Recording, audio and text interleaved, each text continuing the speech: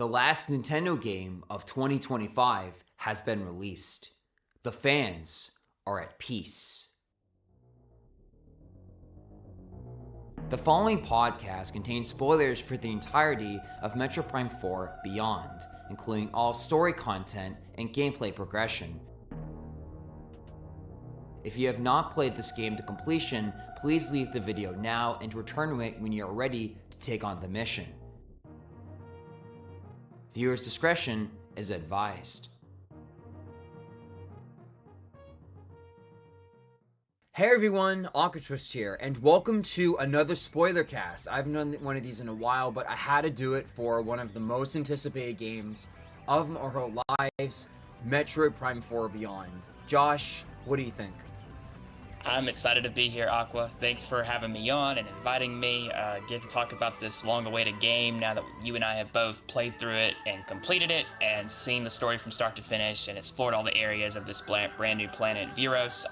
I'm excited to get into it today. Thanks for having me on. Yeah, no problem. For the next hour or so, we're going to be talking not just about the game, but I think as Metroid fans, you're one of the biggest ones I know.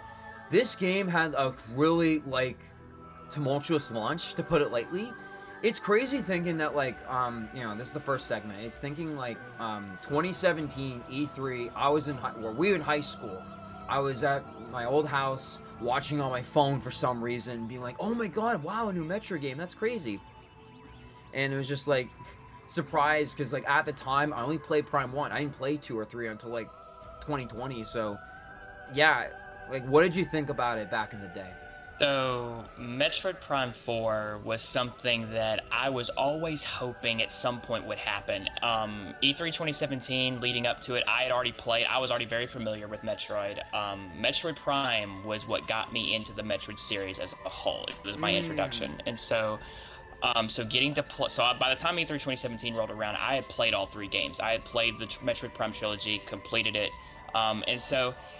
But after the divisive Metroid Other M and, the craziness that happened with Metroid Prime Federation Force, and just the poor sales numbers with that, I was deep down, I was really hoping maybe we would get a Metroid Prime 4, but I was slowly losing hope. I was like, I don't know what they're gonna do. I really don't. And especially after the Wii U kind of tanked, but maybe with this new console, with the Switch, with this resurgence of everything, maybe they'll give Metroid a second chance on it. And when E3 2017 rolled around, I remember watching that Nintendo Direct in my room. My whole house was dead asleep because that Direct aired at 9 a.m. in the morning. My whole house was dead asleep, and I was just watching it on my laptop, and I was just kind of still in the process of waking up when that teaser trailer rolled. I was squealing like a girl. I was like, "You've got to be joking. This thing." I was like, I never in a million years thought that they would bring this back. I was, and so the fact that it was real, it was actually, the game actually existed, and I knew that they were going to continue the story and we were going to get a brand new Metroid Prime. I was over the moon excited, and to know, because I had played I was already sinking in loads and mounds of hours in Breath of the Wild, and so to know that I really love the portable gameplay of being able to take that system with you wherever you go, and so knowing that I was going to get to play this next Metroid Prime anywhere, that had me super excited. Nice, that's awesome.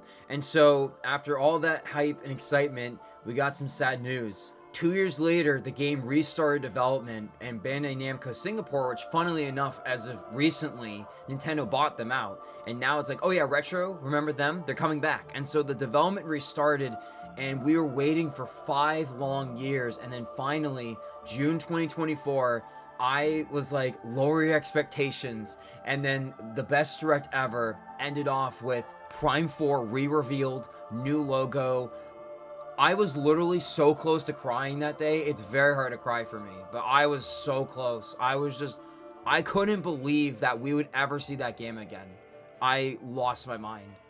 I'm right there with you. So I actually was in the middle of working my summer job, and I actually was not able to watch that particular direct because it was during the middle of my shift, and so I actually wasn't able to watch it until that night. And so I had a bunch of people texting me and messaging me by you have no idea what they just announced. And I'm like, shut up, don't tell me. I will watch it. I will react to it when I get home.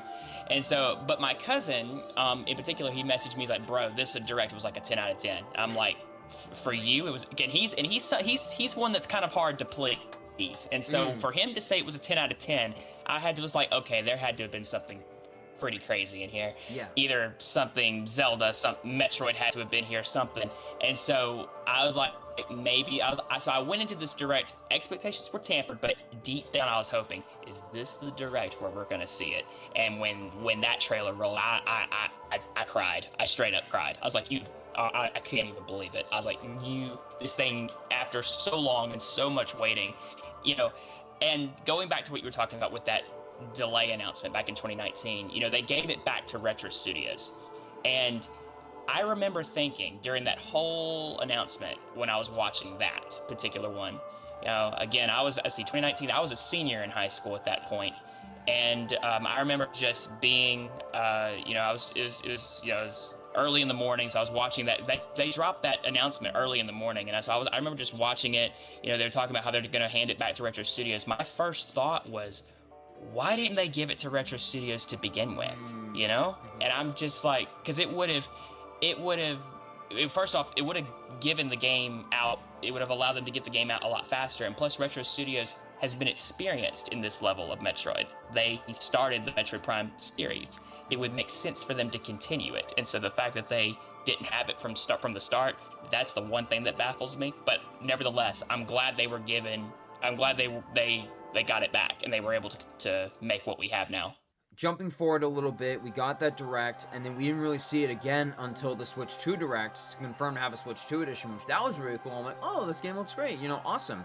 And then the weirdest thing was like the marketing didn't really exist until like very close to when the game came out, which I don't know about you, but like I feel like compared to like Tears of the Kingdom, we got so much more build up to that, and like this, in my opinion, should have gotten an equal level of marketing. I think it was kind of sad. Like, this game, it's not just another Metro game. This is the fourth entry in like an iconic subset of Nintendo games, and I feel like 18 years later, it's just like, oh yeah, here's another Metroid Prime. Like, really? Come on.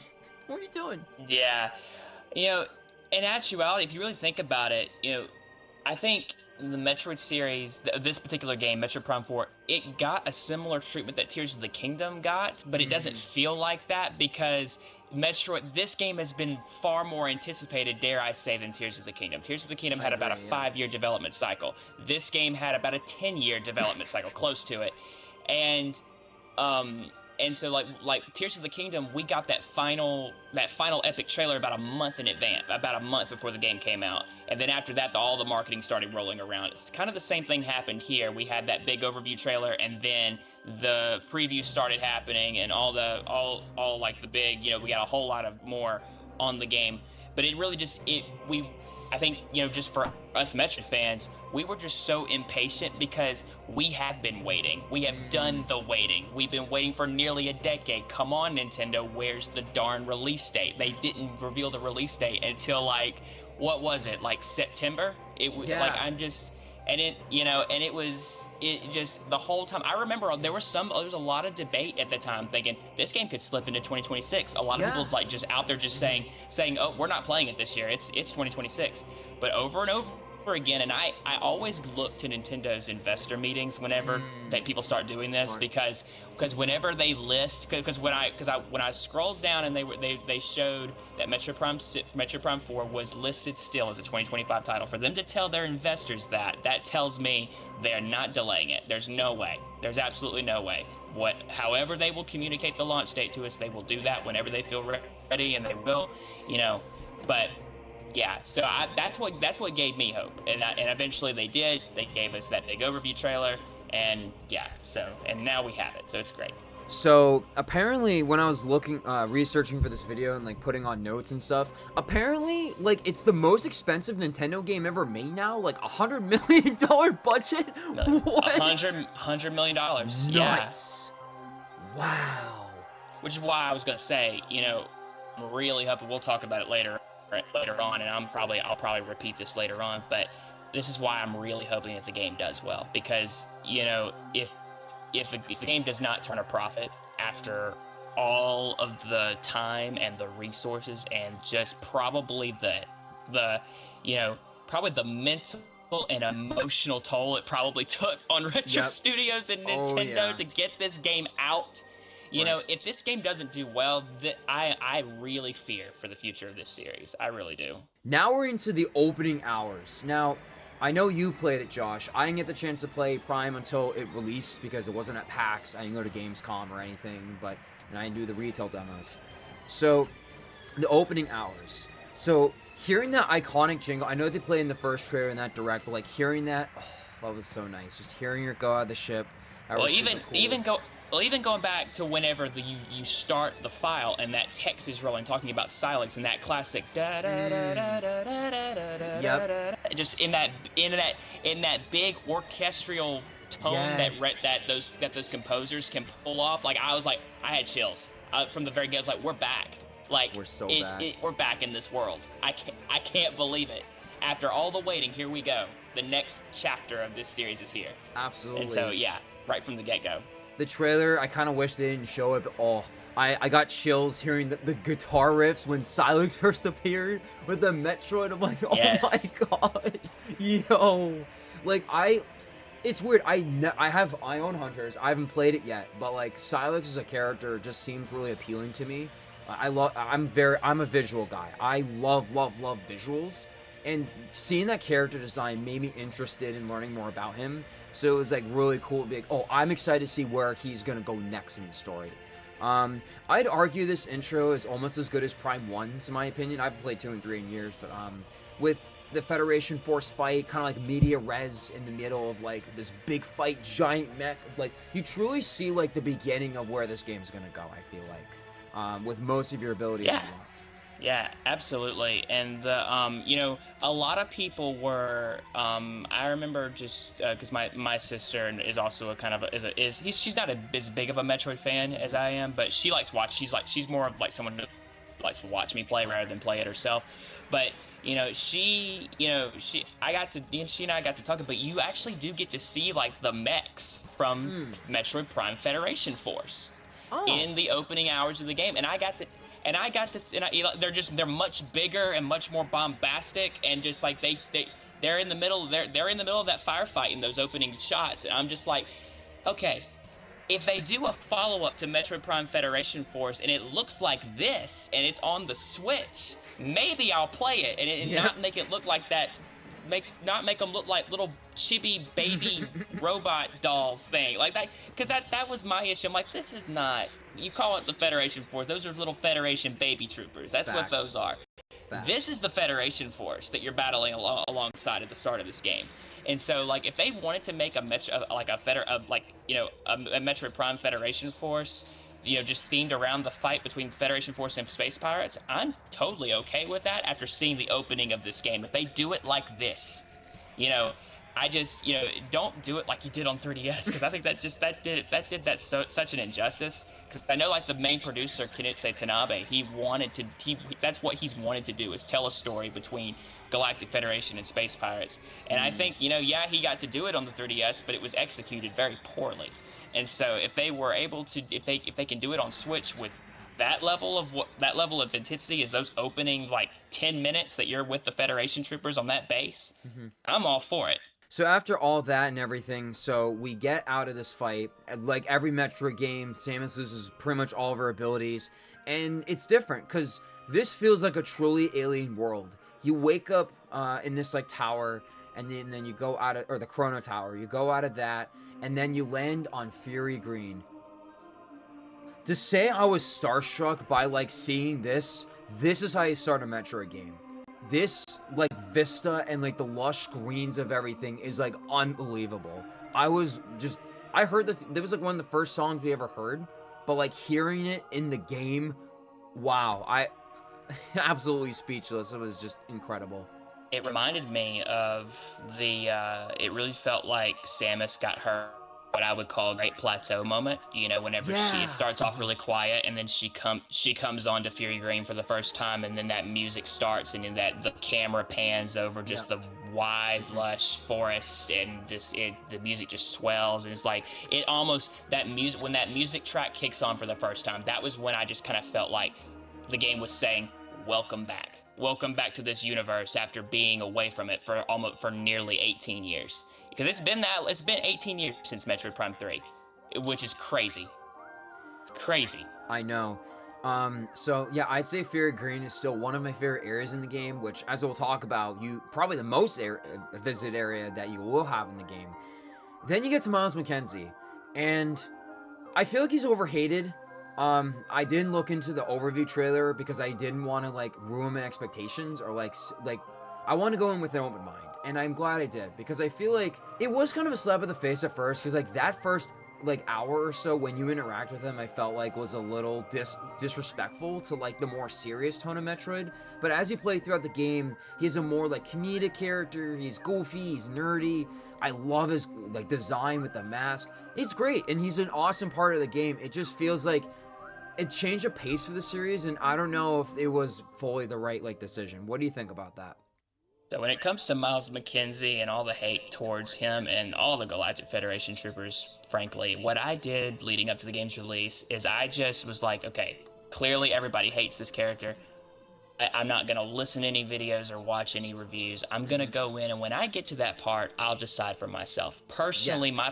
my personal prediction was you would be with him for a little bit, you would escort him where he needed to go, and then you would be back on your own. That was how I thought it would go. And that's exactly how it happened. You're with him Right. for a bit, you escort him across that bridge, and then he powers up the tech thing, and then you're back on your own. And I literally literally, this is what I said, because my sister was watching me play too. She loves Miles McKenzie. She thinks he's funny, and she was just laughing at everything he was saying. And so, but after that segment was over, literally, when he's like, "Goodbye, Samus. You can scout ahead and be careful out there." After that, I was literally just like, "That's it." Everybody was mad at that little segment. That's it, because you're back on your own now. Oh my god. Wow. So I just, I was like, this is what's causing people to give the game a 6 out of 10, 7 out of 10. I'm just like, what? Yeah. So Miles McKenzie, to boil it down, the short version, Miles McKenzie didn't bother me, nor did it did really any of the Galactic Federation troopers, quite frankly. And it's mainly because they didn't overstay their welcome. I could totally understand if they followed you for like an hour or 30 minutes, or like, and they were just chatting, because I don't know if you saw it, but there was an article that released data miners found even more uncut dialogue. They were originally supposed to be way more chatty than what we got. Wow. And so even Nintendo and Retro Studios knew this is going to be new for the fans. Let's not push it in their face, you know. Mm-hmm. And so I'm glad they took the steps that they did, and I think they balanced it really well to where they're with you for a moment, and then after that you're back on your own. I think they balanced it really well. So after Fury Green and everything, you go to the base camp. It's a really great hook. Then you go to Soul Valley, and I have mixed feelings about it. Like, it is kind of weird, like, going to it, but I think that, like, Soul Valley especially made me realize this game, like, reminds me of Halo. Like, especially the HUD design, where it's like the light blue, but like the shade of blue they use, the details, the shading. Like, I heard that like 343 members worked on this game. I think you mentioned that. So, and when it comes to Soul Valley, really and truly, my only complaint with it is that I wish there was more of those Lemorne shrines, because I love those. Like, I just going down and solving those puzzles like that. I mean, yeah, you could say that they probably pulled a little bit of that from Breath of the Wild, but like just solving puzzles in those shrines, that felt like Metroid to me. Just, using the morph ball, using the grapple beam, using your fire beam to, burn this thing, and all the boost ball, it requires you to use your Metroid abilities, and it felt like Metroid to me. So I wish there were more of them. Other than that, I riding around, busting those green crystals, there's a lot of them, and I guess I know for some people it could get a little boring, but like for me, I was just like, this is pretty cool. And of course, while you're riding around, collecting those green crystals, you're going to stumble on other power-ups like energy tanks, missile expansions, which, by the way, we'll probably get into power-ups and stuff like that in a little bit. But like, this game really made me want to go look for missile expansions and energy tanks, because the because the enemies in this game probably the hardest in the series, in my opinion. Yeah. In my humble opinion. I agree. I definitely think that it's like 100%ing a Metroid game. I don't know if I did it before. I might have. I don't remember. But I tried it with Prime Remastered. I missed one expansion. I couldn't find it. I was so mad. It took hours. I just gave up. This game I did. I'll get into that in a little bit. But like Soul Valley, there is stuff to do. There are expansions. There are like little side quests. It feels more like I've heard a lot of people compare it to like Ocarina of Time's Hyrule, where it's like a in between, which makes sense, but like it's 2025. You can have shrines, you can have enemies, you can have side quests. Imagine a Metro game with side quests being like, oh, get this thing and get this special upgrade. You know, that would be really cool. Another thing, you got this amiibo, $40. And then I thought, okay, this would have all the Viola stuff. The music, the boost recharge, whatever. No. So if you wanted to change the music in the game, throw it in the garbage because you need this instead. Another $30. It's like, I understand that, like, oh, and they just fell. Well, they're in the trash anyway. Anyway, so with Soul Valley and stuff, it's like you lock a normal feature behind Amiibo and it's only 3 songs. That's how you beat the game? Yeah. That's like, they could have done a collector's edition. Yeah, I agree. They could have done... Yeah, they shouldn't have done that. They could have done so much more. Like, if you're going to make Amiibo or physical extras to make you spend more money for this experience, it needs to make more sense. And if it was just cosmetic, I get it, but like, oh, it's ridiculous. Yeah, because I even looked up, you know, just what it gives you, and even like the Viola customizations like that. I mean, it allows you to change the color of the bike, and I'm like, that's a simple feature. That's a simple feature you could have put in the game, but you want to lock it behind a paywall. I think that was so stupid. Of course, I'm not one for looks. I think the Viola bike looks okay as it is. I mean, it would have been nice to been able to change colors. Personally, I would have chosen red because I love the red color. That the wheels give off whenever you change to that color. But you know, I was just like, you know, fine, I'll drive the Viola bike as is. But I was just like, that's again for those who care about like customization and wanting to change it how they want, like to lock that behind $30. That's ridiculous. That's ridiculous. So on the more positive note, with Soul Valley, like I warmed up to it. I kind of liked that zen, like, oh, driving around, like picking up the green crystals, as you said, getting those upgrades. It was fun. You know, it's a great starting point for something that for a Prime 5 and 6 they could definitely do that. But like the coolest thing is like another Zelda-ism I noticed is like the elemental upgrades get past like the blockers. It reminded me of Wind Waker's islands, like those shrines specifically, because they're not just they're just shrines, but like they felt kind of isolated from each other and they all felt very unique. So it was really interesting to see that implemented. But going on to Soul Valley real quick, I definitely wanted to talk more about the hub worlds, because once you leave Soul Valley, you have 4 other hub worlds to explore, and we'll briefly talk about each one of them and what we think. I would say the only real problem is the names, at least, correct me if I'm wrong, I feel like these are the most generic names for hub worlds we've seen in a Metroid game, like Ice Belt, Flare Pool. Bro, what about friggin' Phendrana Drifts, Elysium Sky... Talon Overworld. Yeah, Talon Overworld. Elysium something from Prime 3, the Sky area. Like, there were so many Skytown Elysia. Yes. Oh, you know, we already talked about Fury Green. It's so good. Names aside, the next one is Volt Forge, where the Viola's made. That's where you first get your Viola. That's where you saw in the second trailer, the stormy area, like the long towers and everything. What did you think about that design? Because I thought it was a little interesting. I love Volt Forge. Oh my gosh, I love Volt Forge. Like from the moment when she comes out and when she comes out of Morph Ball and that camera pans up from her and you just see like the storm, the raging storm. And I love how you go in at first and it's all powered off. Right. And you go down and then you power it back on and then you have to go back up and all the enemies wake up and they're coming after you. And it was a level of gameplay that, you know, we've seen that it brought me back to kind of because there's a segment in, I believe, Metroid Fusion where you go into a sector and the power's off, but then you turn it on and all the enemies start coming to life and they're coming after you. So it brought me back to that. They threw in a little something from Metroid Fusion, from that. So I was like, that's pretty cool. And also, I love just the process of getting the bike and learning it. That whole segment felt like Tron. I Yeah, was like, oh exactly. my, I was like, this is pretty cool. I've never watched Tron, for the record. Don't kill me, chat, in the comments. I'm sorry. I'll probably watch it at some point. But literally, just the graphics and the way it all was going, I was like, this looks like Tron. From what just the little bits and pieces I've seen of Tron, like this is Yeah. exactly what it feels like. And so I love that whole process, and the music. Again, shout outs to the composers for this. Again, this amazing soundtrack. Like, one of my favorite tracks in the game is the boss of Volt Forge, which we'll get into the bosses in a little bit. But like, I love the design of Volt Forge. I'll be quite honest. Go back to what you talk about with the trailers. When they showed Volt Forge in that trailer, like back in September, I didn't think we were looking at a Metroid game. It just looks so different.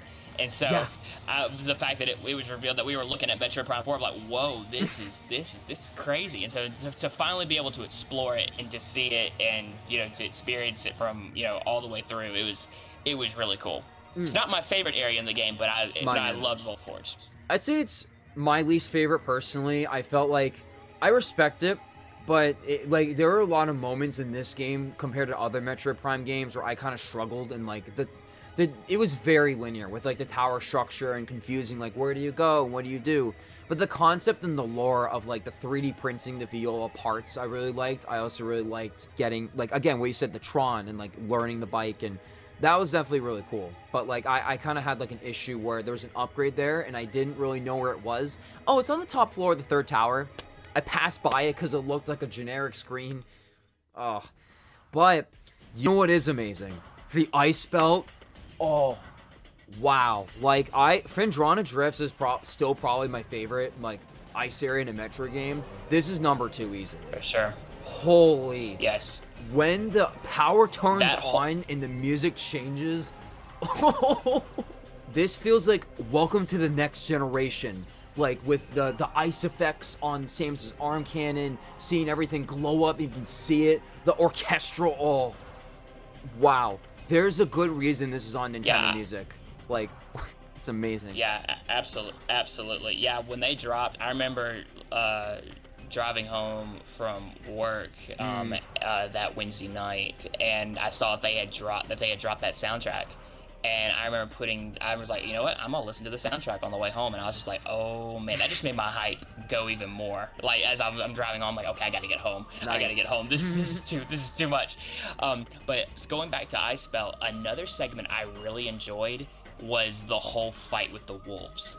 That was incredible, just because just the ice effects and you see the which another thing we'll talk about is just the special effects that were just riddled throughout this game. Like, you see, like, whenever Samus walks into the ice belt and you see like the frost and the ice go up her arm cannon, and the wind effects like that. That's just, I was like, this is so cool. And just fighting off the wolves and that whole segment, like, that was like, visually, that was just stunning to me, and I really enjoyed that part of it. And of course, yes, when the power comes back on and you have to go through that whole segment, that whole area again, and there was one point in that you're talking about parts where you got stuck. I did kind of get stuck a little bit in Ice Belt because you have to get those little those codes, those TK codes, and they're hidden in what seems like just random. Those, like, they're hidden in like random objects, and so I was literally just scanning everything around me. But the last one the last barrier you have to get through. And I'm just going around scanning, and apparently there's one that I'm missing, and I'm like, oh my gosh, I don't even know where to start, how far. So I have to go back through. I'm like, what did I miss? Okay, I scanned that, and it took me way too long to find, but I finally found it, and I felt really dumb and stupid. I'm like, how did I miss that? But again, so that was one part in the area. I was like, okay, that held me up for a bit, but again, once you get past that, you turn the power on and you go back through all that, like, it really kicks into high gear. That for the Ice Belt, yes. Yeah, the last thing I'll say about Ice Belt is when you get the final Federation Force member, that little mech, and like you resurrect him, and he's like, oh, welcome back, Samus, I will help you. Just scan the thing, help you. I don't know, like, that was cool. I think it was my favorite Federation Force member other than Miles. It was a cool thing to see. Yeah. Next up, we got the flare pool. Bro, the name sucks. Other than that, I think it's underrated. I know a lot of people, like some people who I listen to, they said they didn't like this area. I personally loved it. The I opening love this shot, area. you look up, it looks like Doom Eternal with like the red. You were inside a volcano. How is that not awesome? I was gonna say also, again, shout out to the composers of the music. If you listen closely, the music that's playing in the background is a much more bombastic and orchestral version of the Magmore Caverns theme from Metroid Prime I Remastered. If you never listen knew really that. closely, That's and so sick. yeah, so that's what also gave me chills. Whenever she comes up and the camera flares up and it says, yeah, flare pool, name aside. Whenever it goes through and it shows, yeah, you're in this volcano, and then you hear that slow, more bombastic version of Magmore Caverns. I was like, oh my gosh, they actually did this. Nice. And then added to it with a more familiar with a newer part of it. So it was yeah. Just Nice. I enjoyed Flare Pool, and it's probably I'm still debating on which areas are my favorite. It's either between Fury Green or Flare Pool. I loved both of those so much. I will say Flare Pool contains my favorite boss, and we'll get into bosses in a Oh minute. yeah, I was gonna say that too. But I'm just gonna move along because yeah, I could like talk about that for a minute. Great Minds, huh? It's not bad. It's not terrible. It's weird. It feels like the most out of pocket in this game, where it's like it feels. I know. I'm sorry, Haloisms, but like the flood area, I forget which level. I think it was like the Covenant or that level in Halo 3 where you're inside the flood nest. It's very like brown beigey. It reminds me of that, especially since the enemies in this level, there's the Grievers, yeah, but like the way they summon and keep spawning when you like shoot missiles, you actually have to be conservative. They had a lot of like great game design ideas with that level. It was a very different Metroid type of level. The weird thing is like you start off with an escort mission, okay, and you think that Duke and Armstrong, who were kind of barely talked about in the last area, they think they die. It's like, what? We just met them. We killed them off. Oh. I really, when I was playing through that and that happened the first time, because I'm gonna be honest, Duke and Armstrong are my favorite characters, like my favorite Galactic Federation troopers in the game. I love their dynamic. I love how Duke is kind of the person who keeps Armstrong in line when she's fangirling over Samus. It's funny. My little sister, whenever she watches me play the game, she always likes it when I go into Morph Ball mode. She just loves seeing Samus roll around. She has Metroid Prime Remastered only to go into Morph Ball mode. She has 20 hours of nothing but her just bouncing around in Morph Ball mode. I kid you not. Oh my god. And so when I went into Morph Ball mode and you hear Armstrong say, "Look, she's doing Morph Ball," my sister just laughed her head off like, "Dude, they put me in the game." She literally just like they Oh my they god. freaking put me in the game. We just both had a great laugh. But I love Armstrong as a character. I love Duke. Duke is probably my favorite Federation trooper out of all of Okay. them. But I love their dynamic. I love their duo. Yeah, I'm sure we'll probably talk about Galactic Federation troopers as a whole later on. But yeah, I love just their duo, and I love the missions that you have with them. The Great Mines as a whole, it's not my favorite area. But it's not my least favorite either. I enjoyed exploring it. The boss is fun. It's not my favorite. But I love the Great Mines simply because you are with Armstrong and Duke. I think they add to it. And even whenever you are on your own, it's not too long before you realize, hey, they survived. Which Yeah. we'll get to more of that later. But yeah, so. But yeah, the Great Minds are pretty cool. Let's get into the story in this case.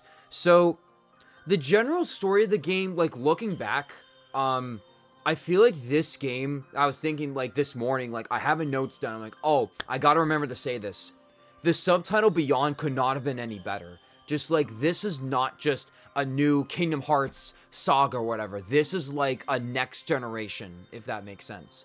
This isn't just the Chozo or the Space Pirate crap or Sylux crap. This is the Lemorne technology. A completely new world to Samus and Metroid as a whole. And I feel like they handled it really well. What do you think about the Lemorne lore and all that stuff? I think this game, in terms of the Lemorne lore, really and truly, I think there's a lot of seeds of of things to come. I think this game sets up a lot of things to come if this game does well and they do Metroid Prime 5 and they do Metroid Prime 6. If they Hmm. do a whole trilogy, the whole Lamorne lore, at which I could go into a whole thing, but one of the things that I had said from the beginning, but leading up to this game in videos and such, if you look at the design of the Lamorne's head, and then Mm. you look at the design of the final boss of Metroid Prime Remastered, the actual Metroid Prime, the head of the Metroid Prime and the head Oh. of the Lamorne look the exact same. And you find out at the very end that 12 Lamorne left Viros to go find their so-called chosen one. What if one of those what if one of the Lamorne went to Talon 4, got messed up by Phazon and the Space Pirates, and became the twisted Metroid Prime that you see in that game? And because I find it really is interesting. We saw this game's called Metroid Prime, but there's no Metroid Prime to fight in this game. Right. There's nothing. I really feel like, and we'll get to this in a minute, I feel like this game this next trilogy is a build up to the rebirth of the Metroid Prime. That's what and the Whoa. Lamorne have something to do with it, and I really think that's where I think that's where I think the story's going. I think that's what this is all. I love the Lamorne race first and foremost.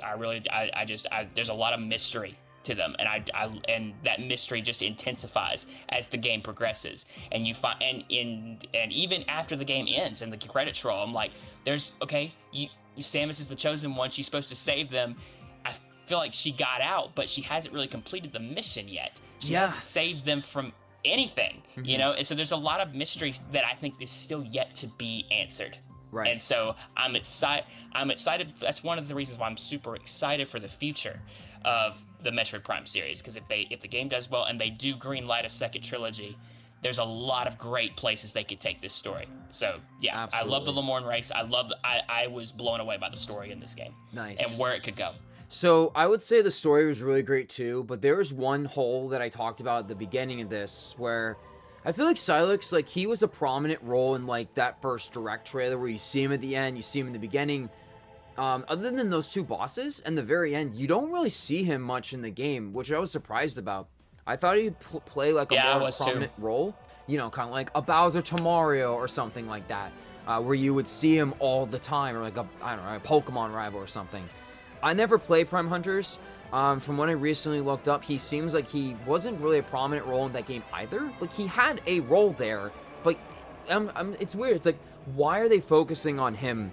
I know he got a, part of Prime 3's, special ending where he was following Samus. I still feel like there is a lot of Sylux we still don't know. Like, we see why, he disobeyed Commander's orders and didn't join Samus, and he turned into this whatever thing, but, why does he hate Samus? Why, does he, want to go after her? I still don't see that yet. Granted, again, I haven't played Hunters. I still feel like there is a lot to be explored in, again, a Prime 5 or 6 that, we don't know yet. Yeah, exactly. Mm-hmm. And my only theory right now is, because you can kind of get a sense of that in the opening of Metroid Prime 4 and with Nora Armstrong. Samus is the Galactic Federation's poster child. Yep. She is their ride or die godsend. She is their goddess. If they worship her, really and truly. That's really, I mean, if you look at her, especially in that 100% cutscene, he's like, wait for Samus, join up with her. And you find out, especially in games like Metroid Fusion, that the Galactic Federation is not all shiny and pretty. Nope. They are secretly working on a Metroid breeding program, you find out in that game. And I think that really and truly what's going on is Sylux secretly, because we find out he has a grudge against Samus and the Galactic Federation. Sylux, I think, already leading up to that battle, that mission that he sent out, I think he's going into that mission with those doubts that maybe the Galactic Federation isn't so bright and shiny that they claim to be, and one of the things that I think that only, those feelings only intensified when he sent out to this, into this battle to, seize this weapon or whatever. He's like, I think we could seize this weapon and maybe use it for the Galactic Federation. He's like, nope, you're gonna wait for Samus. And so literally, literally every person on his squad gets killed. He's the only one that survives. And so I really think what's going on is like, wow, in his mind, he's like, wow, you just sent me out here to die. Like, you sent me out here to just be a distraction while Samus comes in and she gets the main job done. And so I think what's going on in his mind, this is just me theorizing and speculating the heck out of this. That we could years down the road, if we get Prime 5, Nintendo could be like, nope, it's a whole other thing. But I think right now he's harboring a lot of bitterness towards the Galactic Federation for the fact that they basically sent him out on that mission to basically die and basically be expendable while Samus goes and gets the real job done. And I think he's also very suspicious that the Galactic Federation is corrupt, and they're basically using the Federation troopers and Samus all together to basically get what they want and do what they want. And so that's what I think is going on, personally. So the last thing I'll say about Sylux, whoever hired, what was it, Leif Wallsledger, I apologize if I butchered that, he apparently has never done any, I looked on Behind the Voices, he doesn't have any other credits for his debut role. Really? Unbelievable. Wow. I got chills too. Like, Samus, like, when he came out and started speaking, that gave me chills. But when they land on that little interdimensional platform and he's like, come on, let's go, I was like, oh my gosh. I was scared. I was like, oh my gosh. And then it just goes in and the fight just goes. Like, he blew me away with how good Sylux was voiced. Absolutely. And I can't wait. And I'm like, that's why I think Sylux, the whole thing with Sylux is not done. If we get a Prime 5 and Prime 6, he'll definitely be back. Yep. And we're gonna see way more of him. But also, you're talking about how we really didn't see Sylux much in this game. Sylux, to me, in this game was kind of very similar to how Dark Samus was in Metroid Prime 2 and 3. Yeah. You really didn't see her much either. She showed up here and there, and then you fought her at the end. And so the fact that we didn't see him much didn't really bother me. It would have been nice. It would have been nice to see more of him. But now that we know that he is actually a voice character and he has actual dialogue, I have a feeling we'll see him more in Metroid Prime 5 if we get that. So I think, that again, I feel like it kind of goes back to what I was saying earlier. I feel like this game is just seeding just a lot of things that are yet to come. I really think, because I think, Samus and Sylux, I believe, are going to have another showdown later on down the road, and it's going to be much more big, much more bombastic, much more in your face than this one was, and that just gets me so excited. Graphics and Switch 2 performance. So I think this and Kirby Air Riders releasing back to back, these two titles are going to be like probably some of the best looking and functioning Switch 2 games in the whole generation. Because like Prime 4, you have a 4K 60 mode, which I don't know about you, I played it the whole way through. Amazing. Played beautifully. And in handheld, it goes up to 120 FPS. This is the first party Nintendo game to officially support that. And you could definitely see it. Like, this game really benefits from that. And I know, like, I kind of wish it wasn't a Switch 1 game. I guess it makes sense. But, like, I think this is, like, welcome to the next generation of the Switch 2. Like, if you haven't gotten the Switch 2 yet, I'd say, like, this should be at the top of your list. Just to see how powerful the system can be. Which is why it baffles me that this game was not a launch title back on June 5th. Yeah. I get it. Mario Kart's much more family friendly. People bought Mario Kart 8 in droves. But you look at Metroid Prime 4 now that it's out, it's been the best-selling Switch 2 game for almost 3 weeks now, since release. It's still number 1 on the eShop. And so that gives me great hope that not only is that game doing well, but people are going out and buying Switch 2s just to play this game. That's and nuts. So that's just so exciting to me. That's just so I'm really glad. And looking at it in hindsight, maybe Nintendo knew this and they wanted to save this title, this visual spectacle, this long-awaited release for their they wanted to go out with a bang this year, and I think they did. I think they really did. So other than graphics and stuff, it's just unbelievable how this game looks, how this game sounds. How does this game play? Woo! Well, as a lover of the Wii, one of my favorite systems of all time, one of my favorite things of all time, seeing mouse mode and like the pointer controls worked really well.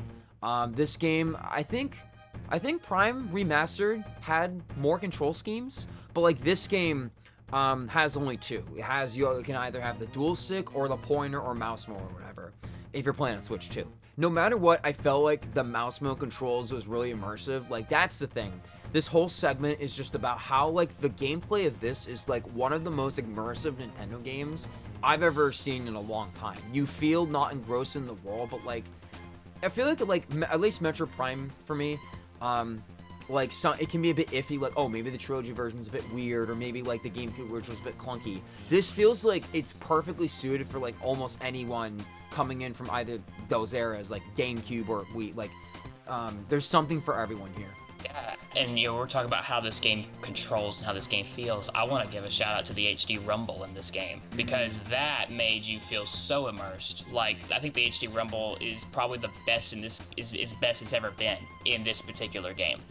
But going back to the controls for a second, it was a bit of a learning curve for me, because I'm actually one of those psychos who actually prefers the classic GameCube controls, those classic tank controls.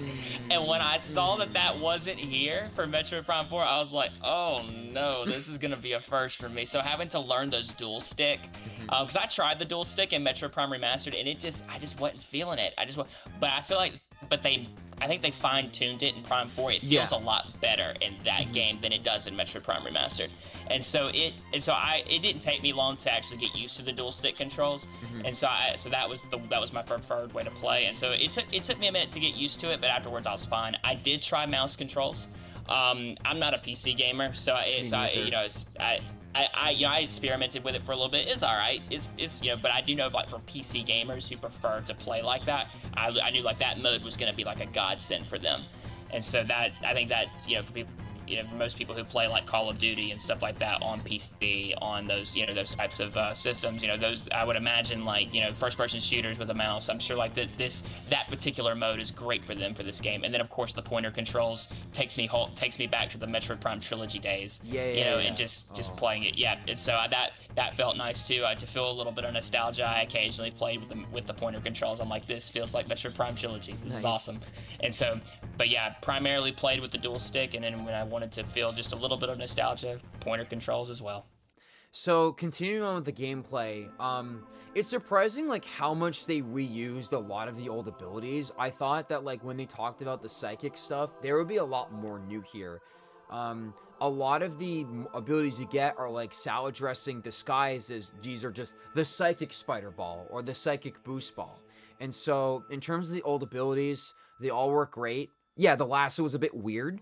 Or at least for me, when I was using motion controls or mouse controls, you had to like wiggle the controller, and it wasn't really fine-tuned, I feel like, compared to like a button. It was the same way in Metroid Prime 3. The grapple lasso made its debut in Metroid Prime 3, and it was the same way. They're trying to move it, trying to rip it off. It didn't work that great, and so I'm kind of glad, like, for the dual stick, you can just kind of press the button and just kind of bring it off. So that, but yeah, so I actually I never did really try the grapple lasso with in this game with the motion controls. So the fact that problem still kind of persists, it doesn't surprise me. It doesn't really surprise me, really.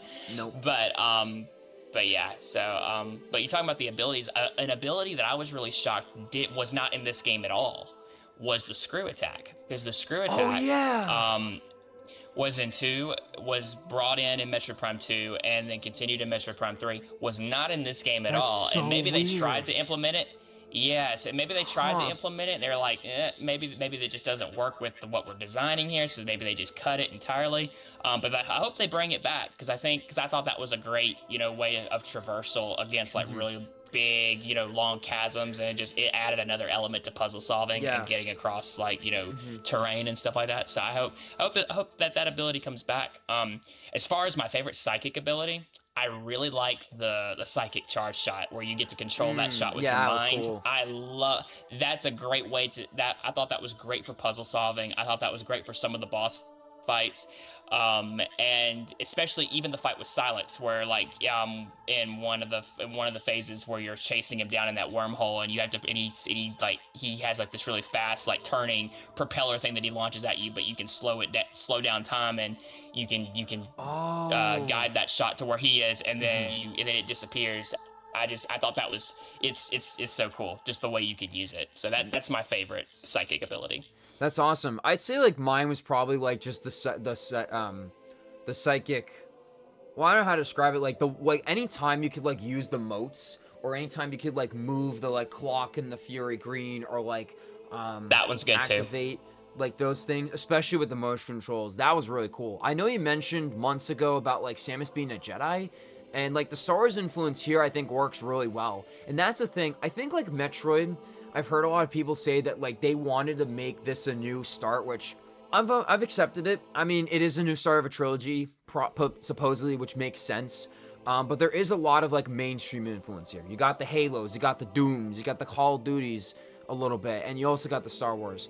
I really hope with the psychic abilities in the future, there's more new stuff, because like there's a lot of potential for future entries. I feel like that they could add, because it's good that they played it safe, because it has been a long time since we've seen like a Metroid Prime game, like a new one. But like I was kind of expecting there to be like more new psychic abilities alongside the old ones. Yeah, I think, and again, with Metroid Prime Remastered, and probably you can even see now with Metroid Prime 4, I feel like both of these games exist to get these new people at Retro, this new staff, accustomed to what designing a Metroid Prime game is like. And like I think they gave the Metroid Prime Remastered first to give them an idea of okay, this is what a Metroid Prime game looks like, this is what the general feel should feel like. And then they took those skills and then went into Metroid Prime 4 and then started to try to add in some new elements. And some of it worked, some of it probably didn't for some people. Yeah. I'm hoping they take that criticism, and then when they go into Metroid Prime 5, they go in with full confidence, knowing what works and what doesn't, and they can make 5 and 6 all the more better. So, right. Because people got to remember, it's been 18 years since Metroid Prime 3. And the same staff, there are some of the original staff are still there, but not all of them. Many of the people who are there now are completely brand new people, and so this is for many of them, this was their very first experience working on not just a Metroid Prime game, a Metroid game. And so so I imagine like Metroid Prime Remastered and even Metroid Prime 4, all of it was a big learning experience for them. So I'm really hoping, I would imagine, again, for Metroid Prime 5, Metroid Prime 6, if we get that in the future, those games are going to play and be much more well received, because the developers working on them will be much more like well seasoned of what designing a Metroid Prime game feels like. And so, yeah. So yeah, I'd say like the focus on elements. I know that like previous Metroid Prime games had like fire beams, ice beams, or both, but like you got the thunder beam now. It's kind of cool. Again, like Zelda, Ocarina of Time, you get like these trifecta of like different elements, and like some are better than others. Like thunder's really OP and useful against a lot of the walks and stuff, but like it's really cool how like they have like, I love games with a strong focus on the elements, where it's like you use the ice to like freeze like the Cybots and like try to take them down, or like again the fire to like melt the break down in the ice belt. Like the elemental focus is definitely really cool, and it kind of makes up for the lack of like new abilities. I definitely think we're gonna see more in the future. We got all these cool new element shots, we got the psychic abilities, and a lot of same abilities. The bosses though, almost all the bosses are like really good. We don't have to go into detail about every single one of them, but like I think that like they were really fun and creatively designed most of the time. Like some of the early ones like okay, but like especially as you progress, like the ways to defeat them, they get really creative, and there's a lot of like interesting mechanics behind them. What was your favorite boss? The boss from Flare Pool, Fenoros. Oh, yeah. I love that boss. For just the record, I think this game has the best bosses in all of Metroid. Yes. Period. Like I did not have a dull moment in the bosses. Like I think all the bosses were superb. Like my least favorite boss is Xelios from Volt Forge, just because it's just a ball, a floating ball that you're shooting. But the music makes up for it. The music for that boss is great. But like Fenoros in Flare Pool, peak. You start off on the Viola bike, which can transform into basically a lava jet ski, and go through and you're going through and shooting this big dragon. Which, by the way, for the record, it's crazy to. Sometimes I just forgot. I didn't I don't remember until like halfway through a boss fight. These are actually Metroids. These are bosses fused with Sylux's Metroids. Yeah. And so the fact that basically what I'm fighting is basically a dragon Metroid is so cool. And then after phase 1, it's like its whole body becomes the boss arena, and you're shooting the head. Like I thought that is just game design genius in my opinion. And talk about, again, with the elements, you use the ice beam against his fire attacks and to inflict more damage. And whenever you stun him and then you send that again, another reason why I love the psychic charge, the psychic charge beam, you send that psychic charge shot deep down into his throat, and you do the final blow at the very core of where the boss is at. And my jaw hit the floor. I was like, no, the whole time I was like, shut up. I can't believe they did this. This is so freaking cool.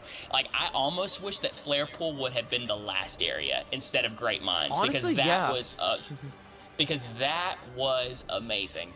Like, that really was amazing. And so that would have been a great, like, boss before the end. Like, it would have been awesome. So absolutely. But yeah. It reminds me of, like, A New Hope and like Star Wars, like Luke shooting like the beams into the Death Star, literally just like that. I'm like, holy crap, that's sick. Also, the Mega Griever and the Great Minds, it was confusing, but like when you have that like final part where it's like dead, and then you scan the power bombs and it fakes you out, and you have to fight it a little more, and then you get that upgrade. Oh, that was another really cool thing. What would you call it? But I agree. I'd say the Flare Pool boss is probably my favorite. Because again, Fury Greens was okay. Ice Belts was pretty decent. You know, nothing really special, but like those two in particular were just wow. I love the boss in Ice Belt.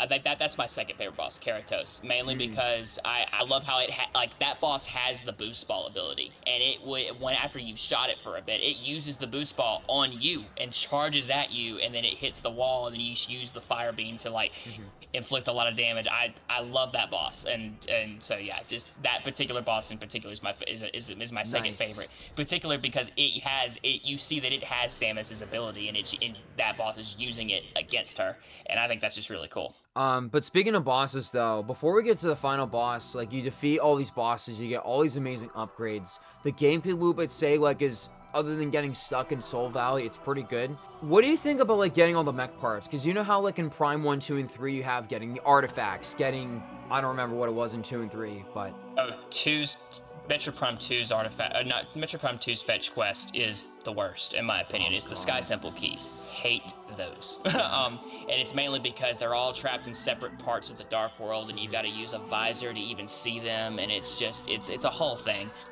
But I love the mech parts, mainly because you get a general idea of where they're at kind of early on in the game. Yeah. And eventually, if you pass by them, and I think if you've upgraded your radar, your sensor, like they're marked on the map as well. And so and I love the fact that there's not 12 of them. There's only 6 of them. Yeah. So I love like it doesn't drag the game down. Like I remember the first time playing Metroid Prime, and when I got the Phazon suit, and you know it showed, okay, go to the Artifact Temple.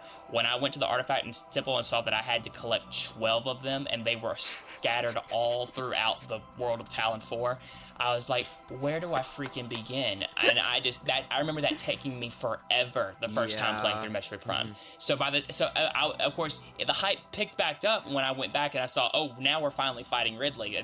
This is great. But like it took so long, and I would even say like the Sky Temple keys in Metroid Prime 2 took even longer because none of them are even found in the light world. You got to go to a place, you got to go to the dark world of that place, then you got to find where it's at in the dark world of that place, and then you got to come back to the light world, and you got to go back to it's even more tedious than Metroid Prime 2. And so so if they bring Metroid Prime 2 over to NSO at some point, I'm gonna play through it again. But that's the one part of that game that I dread. I hate the Sky Temple key quest. God.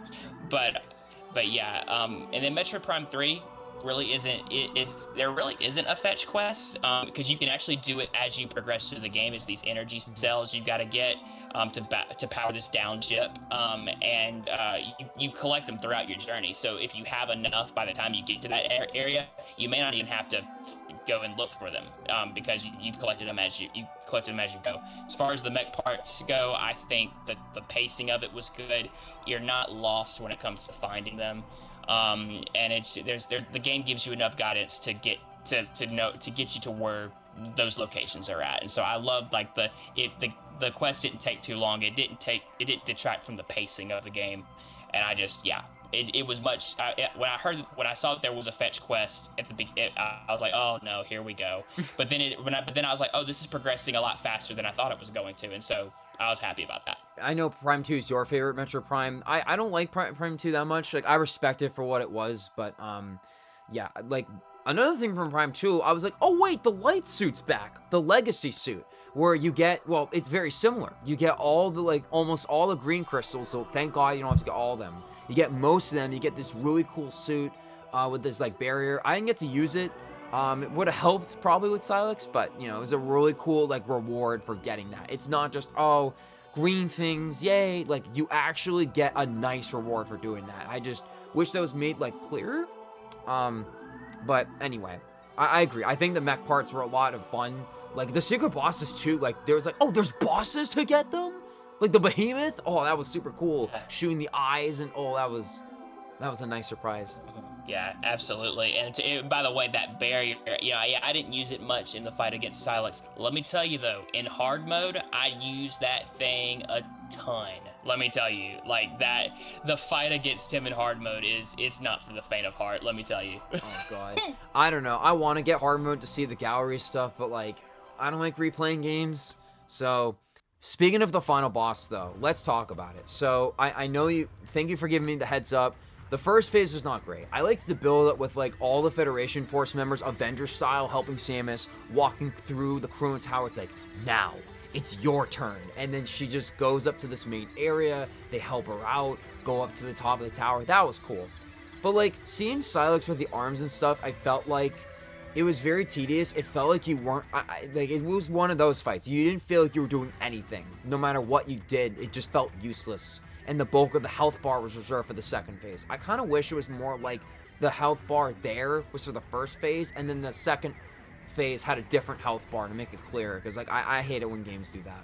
Yeah, my only critique with phase 1 that I really didn't like is just the fact that you have to keep an eye on not only yourself but those Federation troopers as well. Like, and of course that's kind of a theme throughout the whole game. Anytime you fight alongside the Federation troopers, you have to heal them if their health goes too low. But for this fight in particular, because there's so much going on, I would have rather than pull kind of like a Star Fox maneuver where if their health gets low or if it depletes, they find a way to just retreat. And the fight and that's what I would have much rathered, because you know it's even much more prevalent in hard mode, because there's a lot more going on. There's his attacks are much more hurtful. One of his attacks takes down 2 energy tanks in hard mode, and so I know it's crazy, and so you have to and so you really have to be careful, and his attacks are faster in hard mode as well, and so it's just. It would have been a whole lot better had I not have to worry about healing them. Even because there's a part where you're like, because if just one of them loses all of their health, I found this out in hard mode. If just one of them loses all of their health, you lose the fight. You've got to start over. Not surprised. I think that's probably the case in normal mode. Yeah, you're probably right. But it would have been much better, I think, if I didn't have to focus on healing them and watching their health bar, and rather just focusing on the main enemy in front of me, which is Sylux, and caring about just my own health bar. Because that's what really, because it didn't really bother me much in normal mode, but hard mode, I was like, okay, that's an issue. That's an issue. So, I will say, like, this alongside the final boss in Donkey Kong Bonanza, which I'm not going to say because the game's still kind of new. Not everyone has the game yet, but, like, it was very similar to that in how sick it was. It was an epic 1v1 fight against Sylux, going through that, like, wormhole.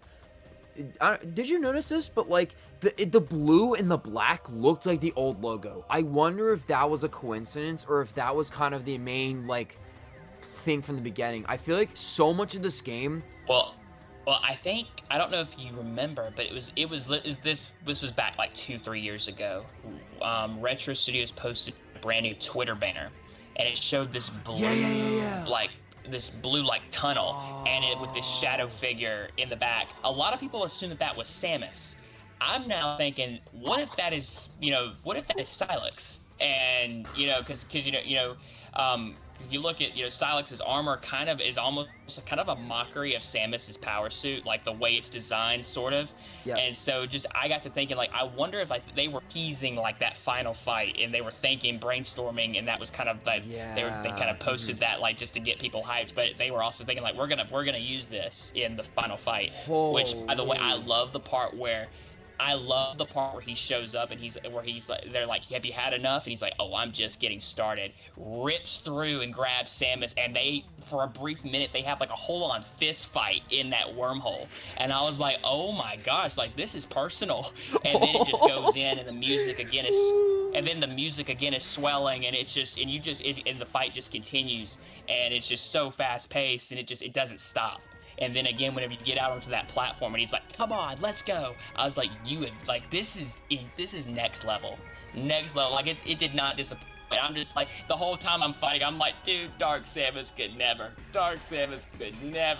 No. And so, yeah, I was blown away by the final fight in this game. It did not disappoint for the fact, because I know there's a lot of Sylux fans, a lot of people out there who have said that when Samus and Sylux face off in Metroid Prime 4, it's going to be a big deal. And I was like, oh, because apparently, again, he has this hatred, this grudge towards Samus and the Galactic Federation and all of that. But and a lot of big Metroid YouTubers who I watch, they have said that when Samus and Sylux face off, it's going to be a big bombastic duel, and they were not kidding. Nope. Because whenever after phase one, getting you acquainted, okay, this is the real Sylux, you're fighting him, it just kicks you in the face into high gear, and you just go, and it's just like, go get him. Really, it's really what it is, all the way to the very end. And which, by the way, of course, again, I've never played Prime Hunters, but apparently this ability is present in that game. But the fact that he can basically do his own version of Morph Ball and chase you around and steal your freaking energy tanks, I was like, what the heck is he doing right now? And so, so that I had no idea I never knew that was like a thing. And so whenever he did that, I was like, no, sir, you are not stealing my energy tanks. I mean, he almost killed me. He killed me the first time. Me too. Because of that. And so, yeah, it was overall like that whole second phase in the wormhole and out to that platform to the end, just chef's kiss. Like, it was amazing. Absolutely. I have played through that final fight multiple times, and the spectacle and just the chills that you get from it has not worn off on me yet, because it's just so well done. Yeah, I'd say, like, I didn't realize until the last attempt, like, toward when the last chip of his health was there, I didn't know he could jump over the E-Tanks. I thought it was, like, an inevitable part of the fight, which is even more crazy. I definitely need to play Prime Hunters now. I wanted to play it before Prime 4, and that's okay. You don't really need to, in my opinion. But yeah, no, like, this final boss is just absolutely insane. The only thing is like, isn't just me, or, like, a lot of modern Nintendo games as final bosses are dragging on too long? Like, I get it, like, it's cool, but, like, I binged a good 4 to 5 hours alone just to collect everything I was missing for the upgrades, and it was not even a lot. And then it was another hour and a half just to keep dying and doing this final boss, and I liked that, but at the same time, like, I kind of wish it was more streamlined and condensed.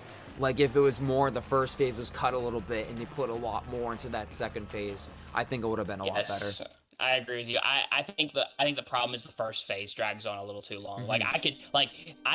Like the second and third phase, I'm gonna be quite honest with you, I wish the second and third phase were just a teeny bit longer. Like, shorten the first phase and make the second, third phase a little bit longer. Make his health bar bigger, like Ganondorf did in Tears of the Kingdom. Oh yeah. Like, I wanted more.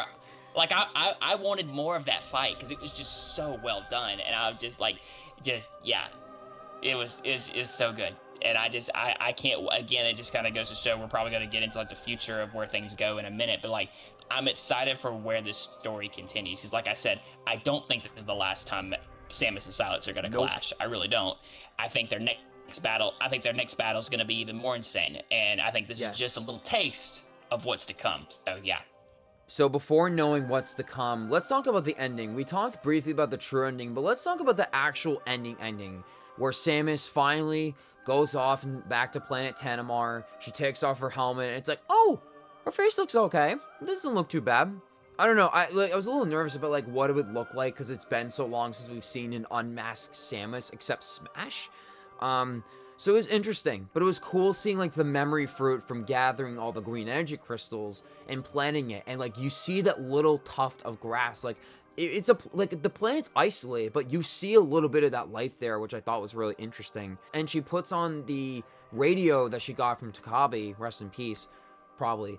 That where she put it on the tree, and that was a nice touch. She had a memento. I just kind of wish that like Samus interacted with the Federation Force more, had dialogue. Master Chief has dialogue, and he barely speaks. You don't even see his face in the Halo games. It's crazy. So, what do you think of the ending and like Yeah, and all that stuff? again, when it comes to the ending, I I think Sylux definitely survives. I don't think the Federation troopers kill him. I really don't. I mean, it's clear they hold him back, but whether or not the Federation troopers survive is up for debate. I would like to think that I would like to think they all make it, and that we'll see them all again in future installments if we get those. But again, I think this game is all about leaving up a lot of mystery, a lot of things setting up for what is to come. There's a lot of people theorizing already right now that Planet Tanamar and Planet Viros are the same planet, and that what happened at the beginning of the game is you time traveled all the way back. And the reason why people are thinking that is because when Samus comes in at the very end, you see like a huge desolate plain, like all these desolate plains, and like a very wide, vast, hub world. And we just got done exploring Soul Valley and that desert and all that. What if a lot of people theorize like, what if this plain is Soul Valley like thousands of years later, and we're actually and what ends up happening is like Viros becomes Planet Tanamar, and like what she's happening is she's planting the memory fruit, and it's growing a new tree, and it's preserving the Lamorne on Viros all these years later, now on this new planet. That's what people are theorizing. I've seen people theorizing it already. There's a lot of substance there, I think, if that's where they want to take it. But again, I think the whole point of the ending is to leave you with a great climax, an amazing epic clash between Sylux and Samus, and to leave so much open for them to continue the story if Metroid Prime 5 and Metroid Prime 6 become a thing. Definitely.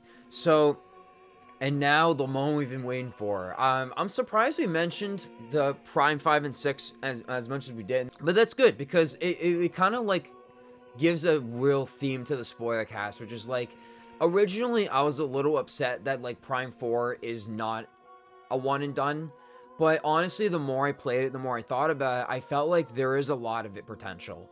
I do think Retro needs to take a break because like the development hell of this game is probably one of the worst I've seen. I'm really curious, like I want an Ask the Developer. I want a whole ass 5-hour YouTube series of like what happened by like Matt Muscles or something. I want to know why this game struggled.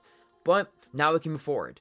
I definitely think we're going to get Metroid 6. Before we get any Prime 5 and 6, I think we're getting a Mercury Steam or like a Cadence of Hyrule style collab where they collab with like, I don't know who, but like a Metroidvania developer, and they make like a sprite-based game or something. What do you think about that? And I don't quote me on this, but I've heard like some word that apparently Mercury Steam apparently like something's not going well with their studio, something like that. But I would love Mercury Steam to take Metroid 6 and do that. I definitely think Metroid 6 is definitely happening before Metroid Prime 5 and 6. Yeah. But as I say, if they're not able to do it, maybe, if Team Cherry wanted to take a little bit of a break from making Hollow Knight Silksong content, get them on board and have them make Metroid 6. I kid you not, I think they do great. I really do, because I was blown away by I've been blown away by the Hollow Knight series as of late, because that's all thanks to my channel members. Thank you guys for getting me on that hype train. And so I think, I definitely think we're gonna get Metroid 6 before Prime 5 and Prime 6. I definitely think Retro Studios needs to take a break, go back to the writer's room and the game developer room and start brainstorming ideas of where you want to take this story. Because again, like I said, Metroid Prime 4 leaves so much open for where they're going to take story threads and continue throughout. But yeah, absolutely. And I think the reason why I think we've talked about, Metroid Prime 5 and Metroid Prime 6 as much as we have is because I definitely have realized it, the more I've played Prime 4, I have missed this world so much. I didn't realize I had missed it as much as I did until I played Prime 4 for the first time and going through it. And when the credits rolled, the first thing I said was, I can't believe that's it. I want the next game now. I want it now. And so I really hope that I definitely think we're gonna get Metroid 6 before, but I'm really hoping and praying that at some point, maybe it's 5 years. I hope it's not another decade, No, but I hope. no. But I would imagine that we will get Metroid Prime 5 and Prime 6 eventually. But I think Metroid 6 is probably the next best bet. Another thing that I'll mention is like, I think they should remaster Prime Pinball. I know your sister was talking about like, oh, I love playing as the Morph Ball. Like, she would definitely love Prime Pinball. I almost got it years ago, and I'm kicking myself for not, because it's pricey, but you know what? I can get it eventually. I definitely think that like they could like honestly remake it and like add a Prime 4 or Federation Force and Hunter's tables. Like, because I think like pinball is like a niche Nintendo's used to do. If you remember like Pokemon Pinball, Kirby, Mario Pinball Land, the Kirby Pinball, I forget the name of it, but yeah, they've had like a pretty decent history. I think the Switch or the Wii U is like one of the last times they really made like pinball stuff. I think they kind of gave up, and I think they have potential. The last thing I'll say about the future is just like, we really need to see more of Samus as a bounty hunter, in my opinion, because it's like, I don't know, I feel like there's a lot of potential with her as a character, especially with the lack of voice acting, that you could really feel. Like, they're like, hey Samus, you got this? And she's like, come on, say something! Oh, just so much potential. I think oh my god. I think the reason for that is because I think they saw the vast amount of criticism that there was to Metroid Other M, and I think they were trying to correct that, but it might have been a little bit of an overcorrection. Right. Because I do agree, there were some moments where I'm like, Samus can say like one or two words, like that wouldn't, that wouldn't have hurt anything. Especially with like Nora Armstrong, like her, like the two of them having a little girl chat. That would have been, I mean, that would have worked well in my opinion. But I think, and especially in the future, and like in the next clash with Samus and Sylux, I want Samus to have dialogue with Sylux. I want that to happen. Absolutely. That's something that, because I would imagine their next clash is probably will be their last, and it will be, and I we'll talk about, because I know you sent me something about what I think Metroid Prime 5 and Metroid Prime 6 are going to be called, and there's I think I've been brainstorming all these things about where it could go, but if it goes how I think it might go, I want Samus to have dialogue. I really do. Absolutely. I personally think that, like, I just literally just thought of it because I struggled to think of it. Extinction. Metroid Prime 6 Extinction. Imagine. And that would be the extinction of Sylux, extinction of all the crap, and then this is like the end right before Super Metroid. Because, like, I think a lot of people forget that, like, as far as I remember, I think this takes place between, like, Return of Samus and Super Metroid, right? This whole Prime series. It's not Correct. like a continuation or anything, which is like this massive amount of time in between this already like small series, which is really like interesting. I don't know. That's what I love about these series is like every game has a subtitle pretty much, and it gives them its own identity. Everyone has its own strengths and weaknesses. I feel like it's like when you think of like FPS games, there's so many out there, but there's none like Metroid that really blends. Like you get this FPS combat, but the exploration, the world design, the music.